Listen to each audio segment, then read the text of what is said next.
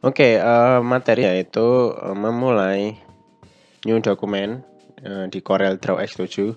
Jadi seperti ini nanti buat teman-teman tampilan awal dari CorelDRAW X7, versi 32 bit atau 64 bit sama saja, nanti versi awalnya seperti ini. Nah, banyak pilihan yang ada di sini, ada new dokumen, new from template. Tapi kalau kita mau langsung membuat dokumen baru, kita langsung klik saja new dokumen. Tapi kalau nanti new from template, nanti ada template sendiri dari CorelDRAW X7. Jadi tidak perlu ya kita membuat new from template. Kita perlunya membuat new dokumen saja yang kita setting dari awal. Nah, setelah itu akan muncul seperti ini. Yang pertama ada name.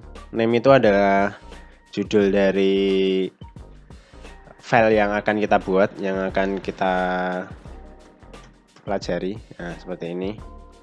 Nah, terus selanjutnya ada preset destination. Nah, preset destination ini bisa berupa preset yang ada di CorelDRAW. Lalu yang size ini, nah size ini adalah ukuran dari kertas yang kita buat. Nah, semisal ada A4, A5, A3, nah kertas-kertas kayak gini. Legal, letter, nah, terserah, bebas mau dipilih. Kertas yang sudah disetting ada di sini, bebas. Nah, itu ada versi yang custom juga. Yang custom ini adalah kita membuat ukuran sendiri, jadi bebas ukurannya, kita yang membuat, yang kita yang menentukan. Nah, ukuran dari custom ini berdasarkan yang ada di bawah ini. Nah, yang di bawah ini kan ada width, lebar, height, tinggi. Nah, itu bisa diatur.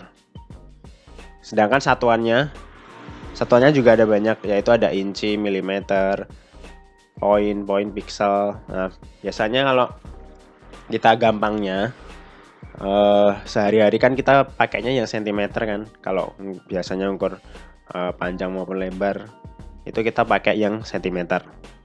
Boleh sebenarnya pakai milimeter juga boleh, sentimeter juga boleh. Nah, terus ada yang biasanya pakai pixel. Nah, pixel ini biasanya buat foto atau buat postingan-postingan di media sosial, itu biasanya pakai pixel. Semisal di Instagram, dia makainya pixel. Jadi bukan senti atau milimeter atau meter, dia pakainya pixel. Tapi kalau untuk desain poster yang dicetak, desain banner yang dicetak, pamflet yang dicetak, itu kita pakainya sentimeter, meter atau milimeter bisa. Terus yang bawahnya yaitu number of page. Number of page ini adalah halaman. Jadi CorelDRAW ini mempunyai halaman, tiap-tiap halaman. Jadi kayak seperti lembaran gitu, sama seperti kertas. Ada lembarannya banyak, yaitu page-nya dari CorelDRAW. Nah, selanjutnya ada primary color mode. Primary color mode ini yaitu mode warna yang ada di CorelDRAW. Jadi ada dua tipe mode warna yang akan kita pelajari nanti, yaitu RGB dan CMYK. Nah, RGB ini apa yang membedakan dengan CMYK? Nah, kalau RGB ini merupakan warna yang digunakan sehari-hari. Jadi warna yang lebih dekat dengan indera penglihatan kita. Jadi RGB. Nah, kalau CMYK ini adalah warna yang ya sebenarnya juga sama, lebih dekat dengan pendekatan mata kita. Tapi CMYK ini lebih tajam dari RGB. Nah, bedanya kalau RGB itu sering digunakan untuk file-file yang ukurannya kecil. Jadi semisal ini berdasarkan ukuran yang di atas tadi, jadi RGB itu biasanya untuk cetak-cetak poster, cetak-cetak gambar, cetak-cetak postingan, itu kita pakai RGB. Tapi kalau pakai CMYK itu untuk cetak file-file yang besar, semisal banner, pamflet yang ada di jalan-jalan, itu pakai CMYK. Kenapa? Karena jika dicetak pakai RGB warnanya tidak tajam. Nah, tapi kalau dicetak dengan CMYK itu warnanya sangat tajam. Jadi warnanya lebih jelas pakai CMYK kalau ukurannya besar. Jadi itu yang membedakan RGB dan CMYK. Tentunya kita harus juga selektif memilih. Jadi semisal kita mau posting di media sosial atau cetak-cetak hal yang kertasnya kecil, misal kertas A4, kertas contoh ya kertas A4 atau kertas-kertas setara dengan A4 atau di bawahnya atau di atasnya dikit lah, itu kita pakai RGB aja. Tapi kalau kita cetak banner yang besar, banner di jalan, pamflet di jalan, nah itu kita harus menggunakan CMYK untuk mempertajam warnanya. Oke, selanjutnya yaitu rendering resolution. Rendering resolution ini adalah